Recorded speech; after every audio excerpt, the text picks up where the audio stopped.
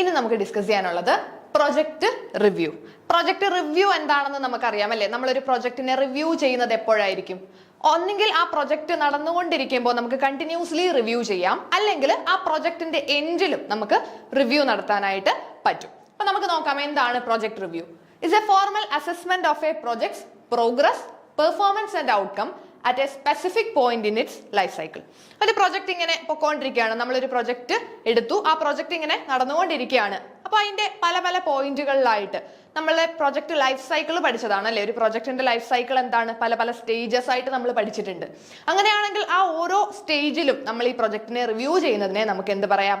Project review എന്ന് പറയാം. So it can be used to evaluate the success of a current project, determine if a project should continue or evaluate a completed project. നമുക്ക് രണ്ട് തരത്തിൽ evaluation നടത്താം അല്ലേ? ഒന്നെങ്കിൽ നമ്മളുടെ ഈ ഓൺഗോയിങ് പ്രൊജക്ട് എങ്ങനെയാണ് പോകുന്നത്, അല്ലെങ്കിൽ ഇത് കണ്ടിന്യൂ ചെയ്യണമോ എന്ന് നമുക്ക് തീരുമാനിക്കാനായിട്ട് കണ്ടിന്യൂസ് റിവ്യൂ നടത്താനായിട്ട് പറ്റും.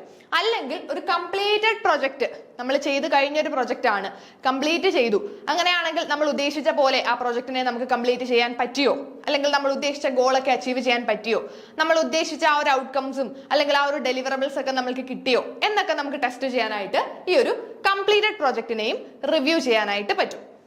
So project review is a process that a business uses to evaluate the success of a particular project and decide whether it should continue to receive resources. അപ്പൊ നമ്മൾ പറഞ്ഞു ഒരു ഓൺഗോയിങ് പ്രൊജക്റ്റ് ആണെങ്കിൽ അതിനെ നമ്മൾ review ചെയ്യുന്നത് എന്തിനാണ്? നമ്മളൊരു പ്രൊജക്റ്റ് കണ്ടിന്യൂസ് ആയിട്ട് മുന്നോട്ട് കൊണ്ടുപോകുമ്പോൾ ആ പ്രൊജക്ടിന് വേണ്ടി നമ്മൾ ഒരുപാട് റിസോഴ്സുകൾ യൂസ് ചെയ്യുന്നുണ്ടല്ലേ? ഇപ്പൊ ഹ്യൂമൻ റിസോഴ്സ് ആണെങ്കിലും ഫിനാൻഷ്യൽ റിസോഴ്സുകൾ ആണെങ്കിലും ഒരുപാട് റിസോഴ്സുകൾ നമ്മൾ അവിടെ യൂസ് ചെയ്യുന്നില്ലേ? അപ്പൊ ഇത്രയും റിസോഴ്സുകൾ യൂസ് ചെയ്ത് ഈ ഒരു പ്രൊജക്ട് മുന്നോട്ട് കൊണ്ടുപോകുന്നത് നമുക്ക് ബെനിഫിഷ്യൽ ആണോ, അല്ലെങ്കിൽ ഇങ്ങനെ പോകുന്നത് നഷ്ടമാണോ എന്നൊക്കെ നമുക്ക് അറിയാനായിട്ട് പറ്റും. So a project review can mean both a meeting with the project team to assess the status of a current project or a review at the end of a project. നമ്മൾ already പറഞ്ഞു കഴിഞ്ഞ കാര്യമാണ് അല്ലേ? So a company uses project review to track specific metrics and make sure that a project produce the desired results. So ഇവിടെ നമുക്ക് main ആയിട്ട് ഒരു 5 type of reviews, പല ടൈപ്പ് ഓഫ് റിവ്യൂസ് പറയുന്നുണ്ടെങ്കിലും അതിനകത്തൊരു 5 ടൈപ്പ് ഓഫ് റിവ്യൂസ് നമുക്ക് important ആയിട്ട് നോക്കി വെക്കേണ്ടതുണ്ട്. So management recognise 5 types of reviews, അതായത് 5 തരത്തിലുള്ള റിവ്യൂസ് ഉണ്ട്. അതിലെ ഫസ്റ്റ് റിവ്യൂ ആണ് ഇവാലുവേഷൻ റിവ്യൂ. എന്തായിരിക്കും ഇവാലുവേഷൻ റിവ്യൂവിന്റെ പ്രത്യേകത എന്ന് നമുക്ക് നോക്കാം. It can happen at any point in a project to check progress against baselines and check management and associated process effectiveness. This encompasses health check, risk review, quality review etcetera. അതായത് evaluation review നമുക്കറിയാം, ഒരു project പോയിക്കൊണ്ടിരിക്കുമ്പോൾ അതിനെ പല stages അല്ലെങ്കിൽ പല പോയിന്റ്സിൽ നമ്മൾ എന്ത് ചെയ്യാറുണ്ട്?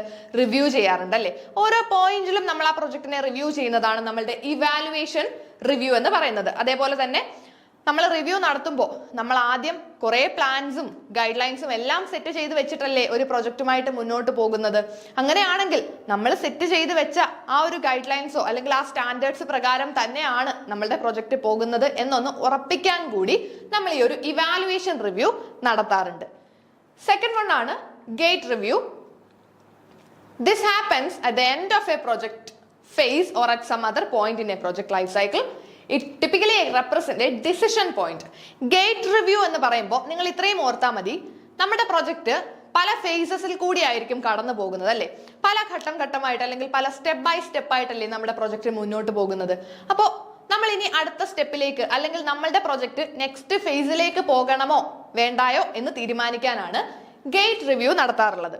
അതായത് നമ്മൾ ഈ ഒരു ഫേസിൽ നിന്ന് നെക്സ്റ്റ് ഫേസിലേക്ക് പോകണോ, കണ്ടിന്യൂ ചെയ്യണോ എന്ന് തീരുമാനിക്കാനാണ് ഗേറ്റ് റിവ്യൂസ്.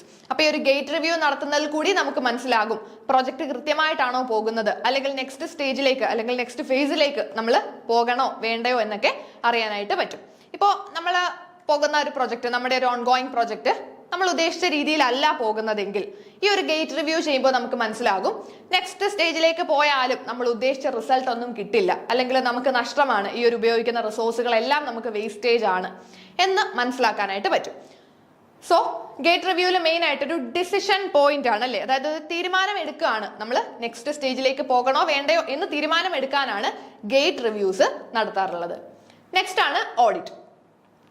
ഓഡിറ്റ് എന്താണെന്ന് നമുക്കറിയാം അല്ലേ? നോർമലി ഓഡിറ്റ് നടത്തുന്നത് ഒരു എക്സ്റ്റേണൽ ടീം ആയിരിക്കും നമ്മുടെ കമ്പനിയെ ഓഡിറ്റ് ചെയ്യുന്നത്. അപ്പൊ നമുക്ക് ഈ ഒരു പ്രൊജക്ടിനകത്തും ഓഡിറ്റ് നടക്കാറുണ്ട്. ഈ പറയുന്ന ഓഡിറ്റും പ്രൊജക്ട് റിവ്യൂവിന്റെ ഒരു ഭാഗമാണ്. അതായത് പുറത്തുനിന്നുള്ള ഒരു എക്സ്റ്റേണൽ ടീം വന്നിട്ട് നമ്മുടെ ഇൻസൈഡ് പ്രൊജക്ട് ടീമിനെ അല്ലെങ്കിൽ നമ്മുടെ പ്രൊജക്ടിനെ ഇവാലുവേറ്റ് ചെയ്യും. സോ ആ ഒരു ഓഡിറ്റ് ചെയ്യുമ്പോൾ നോർമലി നമുക്കറിയാം നമ്മൾ അക്കൗണ്ടിങ്ങിലൊക്കെയാണല്ലേ ഓഡിറ്റ് പഠിച്ചിട്ടുള്ളത്. പക്ഷേ പലതരത്തിലുള്ള ഓഡിറ്റുകളുണ്ട്. എൻവയോൺമെന്റൽ ഓഡിറ്റ് ഉണ്ട്, കോസ്റ്റ് ഓഡിറ്റ് ഉണ്ട്, ഫിനാൻഷ്യൽ ഓഡിറ്റ് ഉണ്ട്, പല ടൈപ്സ് ഓഫ് ഓഡിറ്റ് ഉണ്ട്. അപ്പൊ ഈ ഒരു ഓഡിറ്റ് നടത്തുന്നത് എന്തിനു വേണ്ടിയിട്ടാണ്? നമ്മളൊരു കറക്റ്റ്നെസ്, നമ്മൾ നോർമലി പറയുന്നത് ഈ ഒരു കറക്റ്റ് ആയിട്ടാണോ മുന്നോട്ട് പോകുന്നത് അല്ലെങ്കിൽ ആക്യുറേറ്റ് ആയിട്ടാണോ കാര്യങ്ങൾ പോകുന്നത് എന്നൊക്കെ ചെക്ക് ചെയ്യാനാണ് നമ്മൾ ഓഡിറ്റ് നടത്താറുള്ളത്. സോ ഓഡിറ്റും നമ്മളുടെ ഒരു പ്രൊജക്ട് റിവ്യൂവിന്റെ ഭാഗമാണ്. ദ നെക്സ്റ്റ് വൺ ആണ് പോസ്റ്റ് ഇംപ്ലിമെന്റേഷൻ റിവ്യൂ. അത് ആ പേര് കേൾക്കുമ്പോൾ തന്നെ നിങ്ങൾക്ക് മനസ്സിലാകും എപ്പോഴായിരിക്കും പോസ്റ്റ് ഇംപ്ലിമെന്റേഷൻ. നമ്മുടെ പ്രൊജക്ട് ഇംപ്ലിമെന്റ് ചെയ്തതിന് ശേഷം അല്ലെ, നമ്മുടെ പ്രൊജക്ട് കംപ്ലീറ്റഡ് ആയതിനു ശേഷം നടത്തുന്ന റിവ്യൂ ആണ് post implementation review. It happens as the project closes. It assess the overall success of the project and identify what did or did not work, generating lessons learned. അതായത് നമ്മളുടെ പ്രൊജക്ടിന്റെ overall success നോക്കുകയാണല്ലേ, നമ്മൾ ഉദ്ദേശിച്ച കാര്യങ്ങളിൽ എന്തൊക്കെ കാര്യങ്ങൾ നമ്മൾ ഉദ്ദേശിച്ച പോലെ നടന്നു, അല്ലെങ്കിൽ എന്തൊക്കെ കാര്യങ്ങൾ നടന്നില്ല, ഇനി എന്തൊക്കെ ലെസൺസ് ഇതിൽ നിന്ന് നമുക്ക് പഠിക്കാം, നെക്സ്റ്റ് ഒരു പ്രൊജക്റ്റുമായിട്ട് മുന്നോട്ട് പോകുമ്പോൾ എന്തൊക്കെ അപാകതകൾ അതിലുണ്ടാകാം, അല്ലെങ്കിൽ ഇവിടെ നമുക്കുണ്ടായ ഡ്രോബാക്കുകളെല്ലാം നെക്സ്റ്റ് പ്രൊജക്റ്റിൽ നമുക്ക് എന്ത് ചെയ്യാം, നമുക്ക് കവറപ്പ് ചെയ്ത് പോകാനായിട്ട് പറ്റും. ഓക്കെ, ദെൻ ലാസ്റ്റ് വൺ ആണ് ബെനഫിറ്റ് റിയലൈസേഷൻ റിവ്യൂ. എന്താണ് benefit realization review? It happens after the organization has had some chance to use the output from the project. It evaluates the extent to which the benefit identified in the organizational business case have been achieved. നമ്മൾ ഉദ്ദേശിച്ച benefit കിട്ടിയോ അല്ലെങ്കിൽ നമ്മുടെ പ്രൊജക്ടിന് നമ്മൾ ഉദ്ദേശിച്ച ഡെലിവറബിൾസിലേക്ക് എത്തിച്ചേർന്നോ എന്ന് നോക്കുന്നതാണ് benefit realisation review. ആ പേര് കേൾക്കുമ്പോൾ നമുക്കറിയാമല്ലേ നമ്മുടെ പ്രൊജക്ടിന്റെ ബെനിഫിറ്റുകൾ. ഇപ്പം ഒരു സോഷ്യൽ ഡെവലപ്മെന്റ് പ്രൊജക്ട് ആണ് നമ്മൾ ഉദ്ദേശിക്കുന്നതെങ്കിൽ ആ പ്രൊജക്ട് കൊണ്ട് സൊസൈറ്റിക്ക് ബെനിഫിഷ്യൽ ആയോ, സൊസൈറ്റിക്ക് അതുകൊണ്ട് ഉപകാരം ഉണ്ടായോ എന്നൊക്കെ ചെക്ക് ചെയ്യാനാണ് നമ്മൾ ഈ ഒരു ബെനിഫിറ്റ് റിയലൈസേഷൻ റിവ്യൂസ് നടത്താറുള്ളത്. അപ്പൊ നമ്മൾ ഇത്രയും ടൈപ്സ് ഓഫ് റിവ്യൂസ് ജസ്റ്റ് നിങ്ങളൊന്ന് ഓർത്ത് വെച്ചേക്കാം. പ്രൊജക്ട് റിവ്യൂവിൽ ഫസ്റ്റ് വൺ ആണ് evaluation review, then gate review, audit, post implementation review and benefit realisation review. ഇനി നമുക്ക് നോക്കാം എങ്ങനെയാണ് നമ്മളൊരു പ്രൊജക്ട് റിവ്യൂ കണ്ടക്ട് ചെയ്യുന്നത്. How to conduct a project review. നമ്മൾ പ്രൊജക്ട് റിവ്യൂ കണ്ടക്ട് ചെയ്യുന്നതിന്റെ ഒരു സ്റ്റെപ്പ് ബൈ സ്റ്റെപ്പ് പ്രോസസ് ആണ് നെക്സ്റ്റ് പറയുന്നത്. സോ ഫസ്റ്റ് വൺ, നമ്മൾ ആദ്യം എന്താണ് ചെയ്യേണ്ടത്? Establish role for reviewers. റിവ്യൂവേഴ്സിന്റെ റോൾ എസ്റ്റാബ്ലിഷ് ചെയ്യണം അല്ലെ. റിവ്യൂവേഴ്സ് ആരാണ്? ഈ ഒരു പ്രൊജക്ടിനെ റിവ്യൂ ചെയ്യുന്ന ആളുകളുണ്ട് അല്ലെ, അവരെ നമുക്ക് റിവ്യൂവേഴ്സ് എന്ന് പറയാം. സോ ഫസ്റ്റ്ലി നമ്മൾ എന്ത് ചെയ്യണം? Establish roles for reviewers. Establishing clear roles and responsibility for the reviews before the review process begins can help guarantee that all members understand their roles and that the team accounts for all deliverables prior to starting their research. അപ്പോൾ നമ്മൾ ആദ്യം ഒരു review പ്രൊജക്ടിനെ review ചെയ്യുന്നതിന് മുന്നേ first ചെയ്യേണ്ടത് establishing the roles for reviewers. റിവ്യൂവേഴ്സിന്റെ role establish ചെയ്യണം. ഓരോരുത്തരും എന്തൊക്കെ കാര്യങ്ങളാണ് നോക്കേണ്ടത്, ഓരോരുത്തരും ഏത് ഏരിയയിലാണ് സ്പെസിഫൈ ചെയ്യേണ്ടത്, അങ്ങനെ ഓരോ ആളുകളും ചെയ്യേണ്ട കാര്യങ്ങൾ അല്ലെങ്കിൽ അവരുടെ ടാസ്കുകൾ കൃത്യമായിട്ട് പറയണം, അത് കൃത്യമായിട്ട് ഡിഫൈൻ ചെയ്തിരിക്കണം. നെക്സ്റ്റ് ആണ് establish guidelines for feedback. A clear streamline for feedback help provide easy communication between the review team and the project team. Feedback guide ലൈനുകൾ പ്രോപ്പറായിട്ട് എസ്റ്റാബ്ലിഷ് ചെയ്യണം. ഫീഡ്ബാക്ക് എന്ന് പറയുമ്പോൾ ഇവിടെ ഉദ്ദേശിക്കുന്നത് നമ്മളുടെ റിവ്യൂ ടീമും പ്രൊജക്ട് ടീമും തമ്മിലുള്ള കമ്മ്യൂണിക്കേഷൻ ആണ്. ഇപ്പോൾ ഒരു പ്രൊജക്ട് ടീം എന്ന് പറയുന്നത് ആ പ്രൊജക്ടിനെ മുന്നോട്ട് കൊണ്ടുപോകുന്നത് പ്രൊജക്ട് ടീം ആയിരിക്കും. ഇനി അവർ മുന്നോട്ട് കൊണ്ടുപോകുന്ന പ്രൊജക്ട് കറക്റ്റ് വേയിൽ തന്നെയാണോ പോകുന്നത് എന്നറിയാൻ വേണ്ടി നമ്മളൊരു റിവ്യൂ ടീമിനെ കൂടി അപ്പോയിന്റ് ചെയ്യും. അപ്പൊ ഈ റിവ്യൂ ടീമാണ് പ്രൊജക്ട് ടീം കൊണ്ടുപോകുന്ന പ്രൊജക്ടിനെ റിവ്യൂ ചെയ്യുന്നത്. സോ ഇവിടെ പ്രോപ്പർ ആയിട്ടുള്ള കമ്മ്യൂണിക്കേഷൻ വേണം. ആരൊക്കെ തമ്മിലാണ്?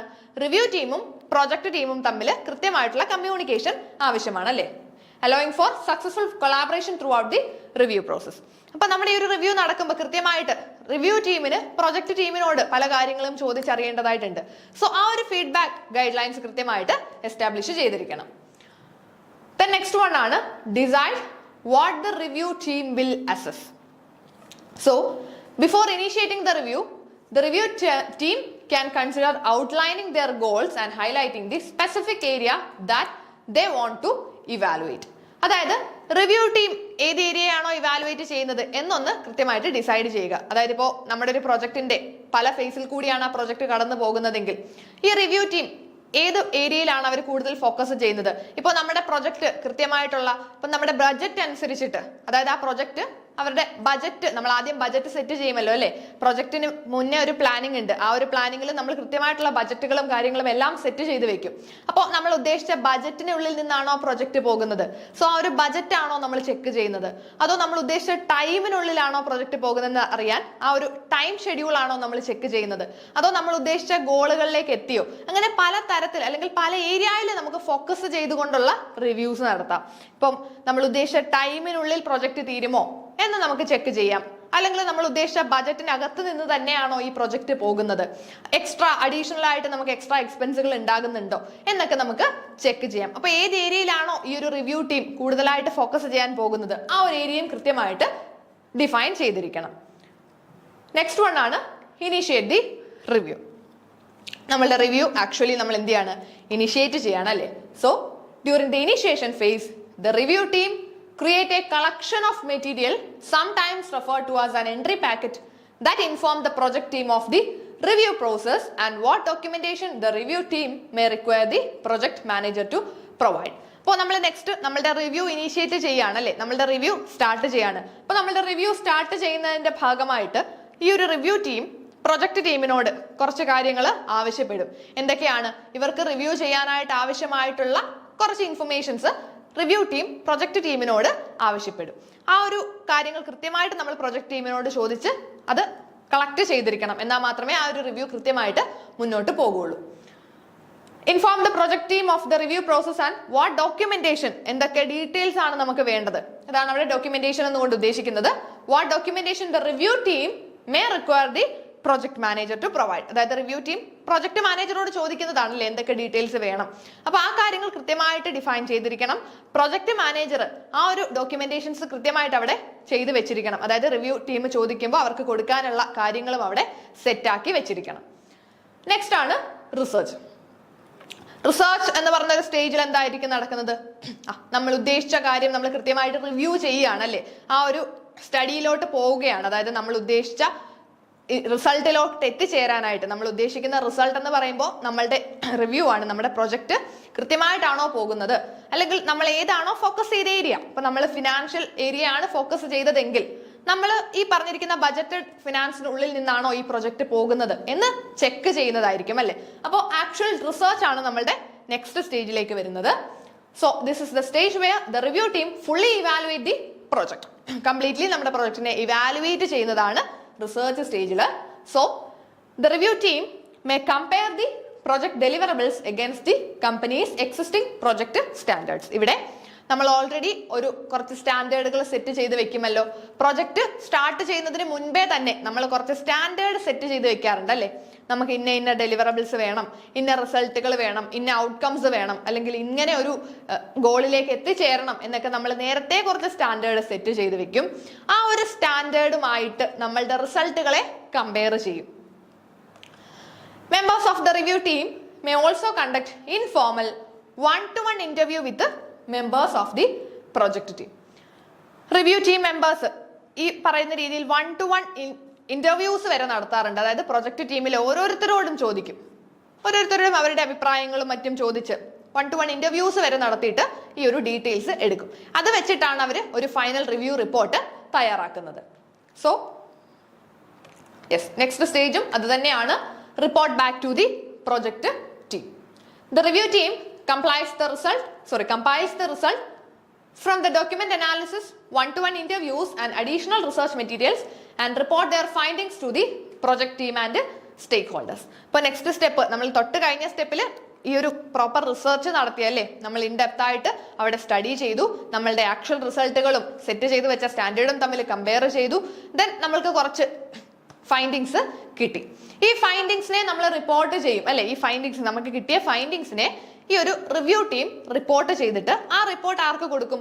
പ്രൊജക്ട് ടീമിനും മറ്റ് സ്റ്റേക്ക് ഹോൾഡേഴ്സിനും കൊടുക്കുന്നതാണ് നമ്മളുടെ നെക്സ്റ്റ് സ്റ്റെപ്പ് എന്ന് പറയുന്നത്. So when reporting the project status, the review team may choose to code their result according to the colors green, yellow and red. ഇവിടെ നിങ്ങൾ കൃത്യമായിട്ടൊരു കാര്യം ഒന്ന് ശ്രദ്ധിച്ചു വെച്ചേക്കുക.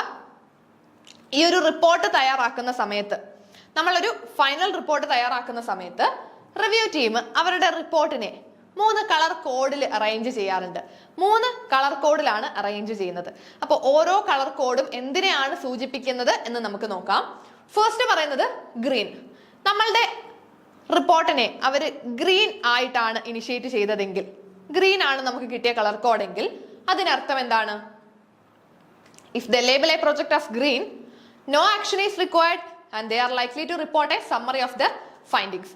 ഗ്രീൻ ആണ് അവർ ഇനിഷ്യേറ്റ് ചെയ്ത കളറെങ്കിൽ, അല്ലെങ്കിൽ നമ്മളുടെ റിപ്പോർട്ടിന്റെ കോഡ് ഗ്രീൻ കളർ ആണെങ്കിൽ അതിനർത്ഥം നമ്മളുടെ പ്രൊജക്റ്റിനകത്ത് വേറെ ഒന്നും നമ്മൾ ചെയ്യേണ്ടതായിട്ടില്ല, കൃത്യമായിട്ടാണ് പ്രൊജക്റ്റ് മുന്നോട്ട് പോകുന്നത്. അതേപോലെ തന്നെ ആ ഒരു ഫൈൻഡിങ്സിന്റെ ഒരു സമ്മറി അവർ തരാറുണ്ട്. ആ ഒരു സമ്മറിയിൽ അവർ പറയുന്നതും നമ്മളുടെ പ്രൊജക്ട് കൃത്യമായിട്ടാണ് മുന്നോട്ട് പോകുന്നത്, അഡീഷണൽ ആക്ഷൻസ് ഒന്നും എടുക്കേണ്ടതില്ല, എല്ലാം സെറ്റ് ചെയ്ത് വെച്ച സ്റ്റാൻഡേർഡ് പോലെ തന്നെ പോകുന്നുണ്ട്. അതാണ് നമ്മളുടെ ഗ്രീൻ കോഡിന്റെ അർത്ഥം. ഇനി നമ്മളുടെ പ്രൊജക്ടിനെ അവർ കളർ ചെയ്തിരിക്കുന്നത്, നമ്മളുടെ റിപ്പോർട്ടിനെ അവർ കളർ ചെയ്തിരിക്കുന്നത് യെല്ലോ ആണെങ്കിൽ, നമ്മളുടെ റിപ്പോർട്ടിന്റെ കോഡ് കളർ കോഡ് യെല്ലോ ആണെങ്കിൽ അതിന്റെ അർത്ഥം എന്താണ്? The review team may request a follow-up meeting or review within a month to continue to track the progress of the report. അതായത് ഒരു മീറ്റിംഗ്, ഒരു അഡീഷണൽ മീറ്റിംഗ് കൂടി ആവശ്യമാണ്. അതായത് എന്തെങ്കിലുമൊക്കെ ഡീവിയേഷൻസ് ഇതിലുണ്ട് എന്ന് മനസ്സിലാകുമ്പോഴാണ് നമ്മൾ യെല്ലോ കോഡ് കൊടുക്കാറുള്ളത്. സോ ഒരു ഫോളോ അപ്പ് മീറ്റിങ്ങോ അല്ലെങ്കിൽ 1 മന്തിനുള്ളിൽ ഒരു അഡീഷണൽ റിവ്യൂ ഒക്കെ ആവശ്യപ്പെടാറുണ്ട് ഈ ഒരു യെല്ലോ കോഡ് തരുമ്പോൾ. അപ്പോൾ നമ്മുടെ പ്രൊജക്ട് റിപ്പോർട്ടിന് യെല്ലോ കോഡ് ആണെങ്കിൽ അതിനർത്ഥം നമ്മുടെ പ്രൊജക്ടിന് എന്തൊക്കെയോ അപാകതകൾ ഉണ്ട്. അപ്പോൾ നമ്മുടെ പ്രോജക്റ്റിന് എന്ത് വേണം? നമ്മുടെ കമ്പനിയിൽ 1 മാസത്തിനുള്ളിൽ ഒരു ഫോളോ അപ്പ് മീറ്റിങ്ങോ അല്ലെങ്കിൽ ഒരു അഡീഷണൽ റിവ്യൂവോ എന്തെങ്കിലുമൊക്കെ സംഘടിപ്പിക്കേണ്ടതായിട്ട് വരും അല്ലേ? കാരണം എന്തൊക്കെയാണ് പ്രോബ്ലംസ് എന്ന് ഫൈൻഡ് ഔട്ട് ചെയ്യേണ്ടതായിട്ടുണ്ട്. ദെൻ റെഡ് ആണെങ്കിലോ, നമ്മളുടെ പ്രൊജക്ട് റിപ്പോർട്ടിനെ അവർ കോഡ് ചെയ്യുന്നത് റെഡിലാണെങ്കിൽ അതിനർത്ഥം എന്തായിരിക്കും?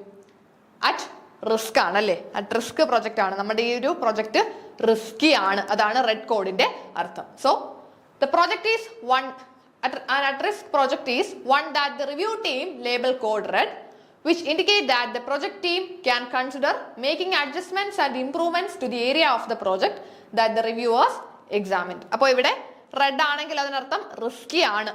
അപ്പൊ ഇവിടെ അഡ്ജസ്റ്റ്മെന്റുകളും മറ്റും വരുത്തേണ്ടതായിട്ടുണ്ട് അല്ലെ? കാരണം ഈ ഒരു പ്രൊജക്ട് ഇങ്ങനെ മുന്നോട്ട് കൊണ്ടുപോകുന്നതിൽ അർത്ഥമില്ല. സോ അവിടെ നമ്മൾ അഡീഷണൽ ഇംപ്രൂവ്മെന്റുകളോ അഡ്ജസ്റ്റ്മെന്റുകളോ ഒക്കെ നടത്തേണ്ടതായിട്ട് വരും. And the review team will follow up within a month to monitor the progress of the project. അപ്പൊ ഈ ഒരു അഡ്ജസ്റ്റ്മെന്റുകളൊക്കെ വരുത്തിയതിനു ശേഷം വീണ്ടും 1 മന്തിനുള്ളിൽ അടുത്തൊരു റിവ്യൂ നടത്തും. കാരണം ഇത് ആ ഒരു ട്രാക്കിലേക്ക് വന്നോ അല്ലെങ്കിൽ അഡ്ജസ്റ്റ്മെന്റുകൾ കൊണ്ട് ഫലം ഉണ്ടായോ എന്നറിയാൻ നെക്സ്റ്റ് ഒരു റിവ്യൂ കൂടെ നടത്തും. അതാണ് നമ്മളുടെ റെഡ് കോഡ് കൊണ്ട് ഉദ്ദേശിക്കുന്നത്. അപ്പൊ ഈ ഒരു 3 കളർ കോഡ് ഒന്ന് നിങ്ങൾ ഓർത്ത് വെച്ചേക്കുക. പ്രൊജക്ട് അല്ലെങ്കിൽ review report, project review report 3 കളേഴ്സിൽ കോഡ് ചെയ്യാം. റിവ്യൂവേഴ്സ് 3 കളർ കോഡിൽ കോഡ് ചെയ്ത് വെക്കാറുണ്ട്. ഗ്രീൻ ആണ് കോഡ് ചെയ്തതെങ്കിൽ നമ്മളുടെ പ്രൊജക്ടിനകത്ത് ഒരു തരത്തിലും നമ്മൾ ഡീവിയേഷൻസോ ഒരു ചേഞ്ചസും വരുത്തേണ്ടതില്ല, ഇങ്ങനെ തന്നെ മുന്നോട്ട് പോയാൽ മതിയാകും. ഇനി യെല്ലോ ആണെങ്കിൽ അതിനർത്ഥം പ്രൊജക്ടിന് എന്തൊക്കെയോ പോരായ്മകൾ ഉണ്ട്. അപ്പോൾ ഒരു ഫോളോ അപ്പ് മീറ്റിങ്ങോ അല്ലെങ്കിൽ ഒരു അഡീഷണൽ റിവ്യൂ കൂടി നടത്തി എന്താണെന്ന് ക്ലാരിഫൈ ചെയ്യേണ്ടതായിട്ടുണ്ട്. ഇനി റെഡ് ആണെങ്കിൽ ഈ ഒരു പ്രൊജക്ട് കംപ്ലീറ്റ്ലി റിസ്കി ആണ്. പ്രൊജക്റ്റിൽ നമ്മൾ അഡ്ജസ്റ്റ്മെന്റുകളും എന്തെങ്കിലും മാറ്റങ്ങളും ഒക്കെ വരുത്തേണ്ടതായിട്ടുണ്ട്. ഇംപ്രൂവ്മെന്റുകളും അഡ്ജസ്റ്റ്മെന്റുകളും ഒക്കെ വരുത്തി 1 മന്തിനുള്ളിൽ ഒരു റിവ്യൂവും കൂടി നടത്തി അതൊന്ന് ക്ലിയർ ചെയ്യേണ്ടതായിട്ട് ഉണ്ട്. ഓക്കെ, ഇനി നെക്സ്റ്റ് നമുക്ക് നോക്കേണ്ടതാണ് പ്രൊജക്ട് ഇവാലുവേഷൻ. പ്രൊജക്ട് റിവ്യൂ നമ്മൾ പഠിച്ചു, ഇനി പ്രൊജക്ട് ഇവാലുവേഷൻ. ഈ ഒരു റിവ്യൂവും ഇവാലുവേഷനും രണ്ടും ഏകദേശം ഒരേ കാര്യം തന്നെയാണ് പറയുന്നത്.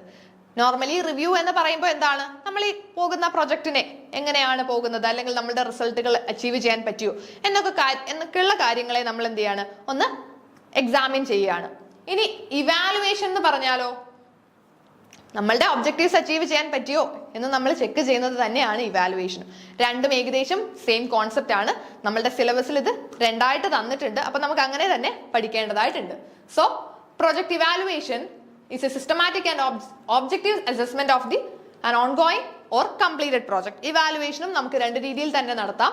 ഓൺഗോയിങ് പ്രൊജക്ടിനെയും ഇവാലുവേറ്റ് ചെയ്യാം, കംപ്ലീറ്റഡ് പ്രൊജക്ടിനെയും നമുക്ക് ഇവാലുവേറ്റ് ചെയ്യാനായിട്ട് പറ്റും. So the aim is to determine the relevance and level of achievement of the project objective, development, effectiveness, efficiency, impact and sustainability.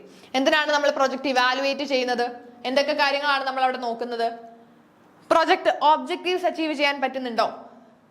Development, effectiveness, efficiency, impact, sustainability, ഇതെല്ലാം ഈ ഒരു project കൊണ്ട് maintain ചെയ്ത് പോകാൻ പറ്റുന്നുണ്ടോ എന്ന് ടെസ്റ്റ് ചെയ്യാനാണ് നമ്മൾ പ്രൊജക്ട് ഇവാലുവേഷൻസ് നടത്താറുള്ളത്. So program evaluation may be conducted at several stages during a program's life cycle. നമ്മൾ പറഞ്ഞു നമ്മളുടെ ഒരു പ്രൊജക്ട് ആണെങ്കിൽ ആ ഒരു പ്രൊജക്ടിന്റെ ലൈഫ് സൈക്കിളിൽ പല സ്റ്റേജിലും നമുക്ക് ഇവാലുവേഷൻസ് നടത്താനായിട്ട് പറ്റും. So each of the stages raises different questions to be answered by the evaluator and correspondingly different evaluation approaches are needed. അപ്പൊ നമുക്ക് ഡിഫറെന്റ് ടൈപ്പ് ഓഫ് ഇവാലുവേഷൻസും വരുന്നുണ്ട്. പ്രൊജക്ട് റിവ്യൂ നമ്മൾ പലതരം റിവ്യൂസിനെ പറ്റി പഠിച്ചെങ്കിൽ ഇനി നമുക്ക് നോക്കാനുള്ളത് പ്രൊജക്ട് ഇവാലുവേഷൻ ആണ്. പല ടൈപ്പ് ഓഫ് പ്രൊജക്ട് ഇവാലുവേഷൻസ് ഉണ്ട്. ഫസ്റ്റ് വൺ ആണ് pre project evaluation. Pre project ഇവാലുവേഷന്റെ പ്രത്യേകത എന്തായിരിക്കും? നമ്മൾ എപ്പോഴും ഇവാലുവേഷൻ നടത്തുന്നത് നമ്മൾ ചെയ്യാൻ പോകുന്ന കാര്യം കൊണ്ട് എന്തെങ്കിലും ബെനിഫിറ്റ് ഉണ്ടോ, അല്ലെങ്കിൽ അത് സൊസൈറ്റിയിൽ ഇപ്പോൾ റെലവൻസ് ഉള്ള കാര്യമാണോ എന്നൊക്കെ നമ്മൾ അതിന്റെ ഒരു സ്റ്റഡി നടത്തുകയാണല്ലേ, അല്ലെങ്കിൽ അതുകൊണ്ട് ഇമ്പോർട്ടൻസ് ഉണ്ടോ, ഈ ഒരു പ്രൊജക്ട് മുന്നോട്ട് കൊണ്ടുപോകുന്നത് കൊണ്ട് നമുക്ക് എന്തെങ്കിലും ബെനിഫിറ്റ്സ് ഉണ്ടോ, സസ്റ്റൈനബിൾ ആണോ, അല്ലെങ്കിൽ റെലവന്റ് ആണോ എന്നൊക്കെ ചെക്ക് ചെയ്യാനാണ് നമ്മൾ ഇവാലുവേഷൻസ് നടത്തുന്നത്. റിവ്യൂ എന്ന് പറയുമ്പോൾ നമ്മളിപ്പോ കഴിഞ്ഞ ഒരു പ്രൊജക്ട് അല്ലെങ്കിൽ പോയിക്കൊണ്ടിരിക്കുന്ന പ്രൊജക്ടിന്റെ കറന്റ് സ്റ്റാറ്റസ് അല്ലെങ്കിൽ നമ്മൾ ഉദ്ദേശിച്ച പോലെയാണോ പോകുന്നത് എന്ന് നോക്കാനാണ് നോർമലി റിവ്യൂ നടത്തുന്നത്. ഇവാലുവേഷൻ എന്ന് പറയുമ്പോൾ അതിനെ ഒരു 360 ഡിഗ്രി വ്യൂവിൽ നമ്മൾ നോക്കാറുണ്ട്. അതായത് കംപ്ലീറ്റ് കാര്യങ്ങളും ആ ഒരു പ്രൊജക്ട് നമ്മൾ സ്റ്റാർട്ട് ചെയ്യുന്നതിന് മുന്നേ തന്നെ നമ്മളൊരു ഇവാലുവേഷൻ നടത്തും. ഈ പ്രൊജക്ട് നമ്മൾ മുന്നോട്ട് വെക്കുന്നത് കൊണ്ട് എന്തെങ്കിലും കാര്യമുണ്ടോ, ആ ഒരു പ്രൊജക്ട് ഇപ്പോൾ സൊസൈറ്റിയിൽ റെലവൻസ് ഉള്ളതാണോ എന്ന് കൂടി നമ്മൾ ഇവാലുവേറ്റ് ചെയ്യാറുണ്ട്. ഇപ്പൊ ഫസ്റ്റ് വൺ ആണ് പ്രീ പ്രൊജക്ട് ഇവാലുവേഷൻ. എന്താണ് പ്രീ പ്രൊജക്ട് ഇവാലുവേഷൻ എന്ന് നോക്കാം. അവിടെ കുറച്ച് ക്വസ്റ്റ്യൻസ് ആയിട്ട് തന്നെ നമുക്ക് തന്നിട്ടുണ്ട്. ഈ ഒരു ക്വസ്റ്റ്യൻസ് വെച്ച് വായിക്കുമ്പോൾ നിങ്ങൾക്ക് ഒന്നുകൂടി ഒരു ക്ലാരിറ്റി കിട്ടും. What can I expect from the delivery of this project? ഈ ഒരു പ്രൊജക്ട് കംപ്ലീറ്റ് ചെയ്ത് കഴിഞ്ഞാൽ എന്തായിരിക്കും നമ്മളുടെ result?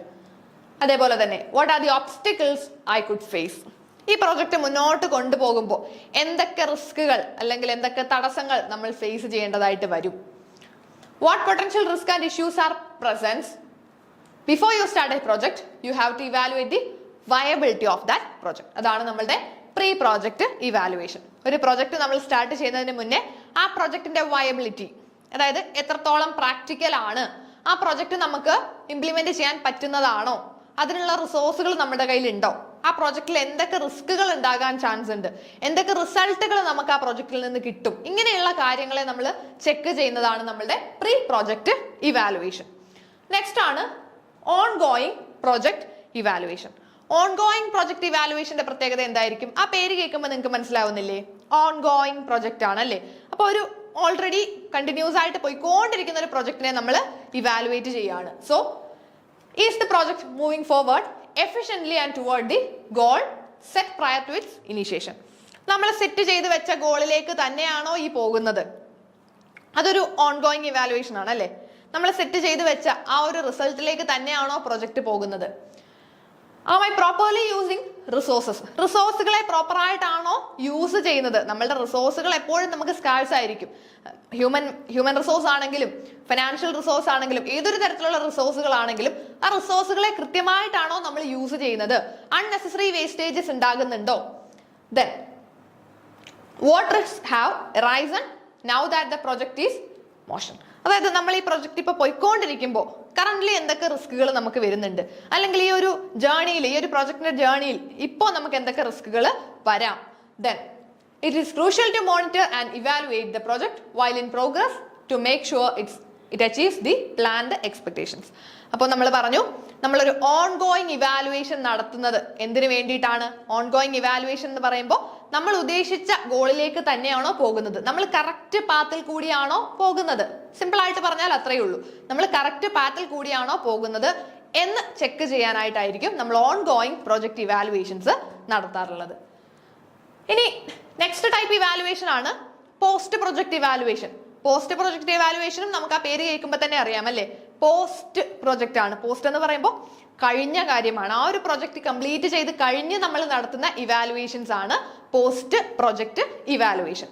So what went well, then what did not, what lessons can be learned from any struggles to ensure the next project run more smoothly. When the project is finished, Take time to evaluate what worked and what did not work to learn from your mistakes. Post project എന്ന് പറയുമ്പോൾ നമുക്കറിയാം അല്ലേ, എങ്ങനെ നമ്മുടെ പ്രൊജക്ടിനകത്ത് എന്തൊക്കെ കാര്യങ്ങൾ നമ്മൾ plan ചെയ്തതുപോലെ നടന്നു, എന്തൊക്കെ കാര്യങ്ങൾ നമ്മൾ പ്ലാൻ ചെയ്തതുപോലെ നടന്നില്ല. ഇതൊക്കെ നമ്മൾ പ്രൊജക്ട് കംപ്ലീറ്റഡ് ആയതിനു ശേഷമല്ലേ ഇവാലുവേറ്റ് ചെയ്യുന്നത്. നമ്മൾ ഉദ്ദേശിച്ച പോലെ നടന്നോ, അല്ലെങ്കിൽ എന്തൊക്കെ കാര്യങ്ങൾ നമ്മൾ പ്ലാൻ ചെയ്തതുപോലെ തന്നെ നടന്നു, ഇനി എന്തൊക്കെ കാര്യങ്ങൾ നമ്മൾ പ്ലാൻ ചെയ്തതുപോലെ നടന്നില്ല എന്നൊക്കെ നമ്മൾ ഇവാലുവേറ്റ് ചെയ്യുന്നത് ആ ഒരു പ്രൊജക്ടിന്റെ കംപ്ലീഷന് ശേഷമായിരിക്കും അല്ലെ, ആ ഒരു പ്രൊജക്ട് കംപ്ലീറ്റ് ചെയ്തതിന് ശേഷമായിരിക്കും. അതേപോലെ തന്നെ എന്തൊക്കെ ലെസൺസ് നമ്മൾക്ക് ഇതിൽ നിന്ന് പഠിക്കാം, നമുക്ക് എവിടെയൊക്കെ പോരായ്മകൾ വന്നു, എവിടെയൊക്കെ നമുക്ക് ചെറിയ ചെറിയ മിസ്റ്റേക്സുകൾ വന്നു, എന്തൊക്കെ ഡ്രോബാക്സ് ഉണ്ടായി, ഇങ്ങനെയുള്ള കാര്യങ്ങൾ കൂടി ഇതിൽ നിന്ന് പഠിക്കാം. എന്നിട്ട് നെക്സ്റ്റ് പ്രൊജക്റ്റിലേക്ക് വരുമ്പോൾ അതൊക്കെ നമുക്ക് കറക്റ്റ് ചെയ്ത് മുന്നോട്ട് പോകാനും പറ്റും. അപ്പൊ നോർമലി നമ്മുടെ പ്രൊജക്ട് ഇവാലുവേഷൻ 3 തരത്തിലുള്ള ഇവാലുവേഷൻ നമ്മൾ പഠിച്ചു. പ്രീ പ്രൊജക്ട് ഇവാലുവേഷൻ ഞാൻ ഓൾറെഡി പറഞ്ഞു. നമ്മുടെ പ്രൊജക്ട് ഇവാലുവേഷൻ എന്ന് പറയുമ്പോൾ ഒരു 360 ഡിഗ്രി അപ്രോച്ച് ആണെന്ന് പറഞ്ഞു അല്ലെ. ഒരു പ്രൊജക്ടിനെ കംപ്ലീറ്റ്ലി നമ്മൾ സ്റ്റഡി ചെയ്യുന്നു. അതായത് പ്രീ പ്രൊജക്ട്, ഒരു പ്രൊജക്ട് തുടങ്ങുന്നതിന് മുന്നേ ഇവാലുവേറ്റ് ചെയ്യും. ഇനി ഓൺ ഗോയിങ് എന്ന് പറയുമ്പോൾ ഒരു പ്രൊജക്ട് മുന്നോട്ട് പോകുമ്പോൾ നമ്മൾ ആ ഒരു ജേർണിയിൽ തന്നെ ഇവാലുവേറ്റ് ചെയ്യും. ദെൻ പോസ്റ്റ് പ്രൊജക്ട് ഇവാലുവേഷൻ ഉണ്ട്, ആ ഒരു പ്രൊജക്ട് കംപ്ലീറ്റ് ചെയ്തതിന് ശേഷവും നമ്മൾ ഇവാലുവേറ്റ് ചെയ്യും. അപ്പോൾ ഈ 3 ഘട്ടമായിട്ട് അല്ലെങ്കിൽ ഒരു പ്രൊജക്ടിന്റെ കംപ്ലീറ്റ് അതിനെ 360 ഡിഗ്രിയും നമ്മൾ കവർ ചെയ്തിട്ട് ആണ് ഇവാലുവേഷൻസ് നടത്താറുള്ളത്. ഓക്കെ, നെക്സ്റ്റ് ക്വസ്റ്റ്യൻ ആണ്, why do we evaluate A project? നമ്മൾ എന്തിനാണ് ഒരു പ്രൊജക്ടിനെ ഇവാലുവേറ്റ് ചെയ്യുന്നത്? എന്തിനൊക്കെ വേണ്ടിയിട്ടായിരിക്കും ഇവാലുവേറ്റ് ചെയ്യുന്നത്? അതിനുള്ള ആൻസർ നമ്മളുടെ മുന്നിലുണ്ട് അല്ലേ. Analyse the process of implementation. നമ്മൾ ഇംപ്ലിമെന്റ് ചെയ്യുന്ന പ്രോസസ് നമ്മൾ ഉദ്ദേശിച്ച് വെച്ച പോലെ അല്ലെങ്കിൽ നമ്മൾ സെറ്റ് ചെയ്ത് വെച്ച പോലെ തന്നെയാണോ ഇംപ്ലിമെന്റേഷൻ നടക്കുന്നത് എന്ന് അനലൈസ് ചെയ്യണം. Then identify the problems, lessons to be learned. എന്തൊക്കെ പ്രോബ്ലംസ് ഈ പ്രൊജക്റ്റിൽ നമുക്ക് ഉണ്ടാകുന്നുണ്ട്, അതേപോലെ എന്തൊക്കെ ലെസൺസ് നമുക്ക് ഇതിൽ നിന്ന് പഠിക്കാം. ഈ ഒരു പ്രൊജക്ട് നമ്മൾ ഇംപ്ലിമെന്റ് ചെയ്ത് കഴിഞ്ഞിട്ട് നമ്മൾ പോസ്റ്റ് പ്രൊജക്ട് ഇവാലുവേഷൻ നടത്തുമ്പോൾ നമുക്ക് മനസ്സിലാകും എന്തൊക്കെ ലെസൺസ് ഇതിൽ നിന്ന് സ്റ്റഡി ചെയ്യാനുണ്ട്, എന്തൊക്കെയാണ് നമുക്ക് വന്ന പോരായ്മകൾ എന്ന് നമുക്ക് സ്റ്റഡി ചെയ്യാം. Then assure quality of project management, assure the quality of product and services, analyse the impact of changes. നമ്മൾ എങ്ങനെയൊക്കെയാണ് ഈ പ്രൊജക്റ്റിൽ ചേഞ്ച് കൊണ്ടുവന്നത്, ഇനി ചേഞ്ച് കൊണ്ടുവന്നത് കൊണ്ട് എന്തൊക്കെ ഇമ്പാക്റ്റുകൾ നമ്മുടെ പ്രൊജക്റ്റിന് ഉണ്ടായി. Then identify project risk, assess and enhance project performance, best use of resources, modifying accordingly. അതായത് നമ്മൾക്ക് എന്തെങ്കിലും തിരുത്തലുകളോ ചേഞ്ചസോ വേണമെങ്കിൽ അതനുസരിച്ചുള്ള modifications. Then planning for future, planning four improvements, provide learning opportunities, successful completion of the project and decision making. ഈ ഒരു കാര്യങ്ങൾക്കൊക്കെ വേണ്ടിയിട്ടാണ് നമ്മൾ നോർമലി ഒരു പ്രൊജക്ടിനെ ഇവാലുവേറ്റ് ചെയ്യുന്നത്. അപ്പൊ നമ്മൾ പ്രൊജക്ടിനെ ഇവാലുവേറ്റ് ചെയ്യുന്നത് എന്തിനൊക്കെ വേണ്ടിയിട്ടാണെന്ന് ചോദിച്ചാൽ നമുക്ക് സിമ്പിൾ ആയിട്ട് പഠിച്ചു വെക്കേണ്ട കാര്യമൊന്നുമില്ല, സിമ്പിൾ ആയിട്ട് അറിയാവുന്നതല്ലേ ഉള്ളൂ എന്തിനു വേണ്ടിയിട്ടാണ് ഇവാലുവേറ്റ് ചെയ്യുന്നതെന്ന്. ഓക്കെ, സോ നമ്മൾ പ്രൊജക്ട് ഇവാലുവേഷനും കംപ്ലീറ്റ് ചെയ്തു. ഇനി ക്ലാസിഫിക്കേഷൻ ഓഫ് പ്രൊജക്ട് ഉണ്ട്, വളരെ ഇമ്പോർട്ടന്റ് ആയിട്ട് പഠിച്ചു വെക്കേണ്ടതാണ് പ്രൊജക്ട് ക്ലാസിഫിക്കേഷൻ. നെക്സ്റ്റ് ക്ലാസ്സിലായിട്ട് നമുക്കത് ഡിസ്കസ് ചെയ്യാം. താങ്ക്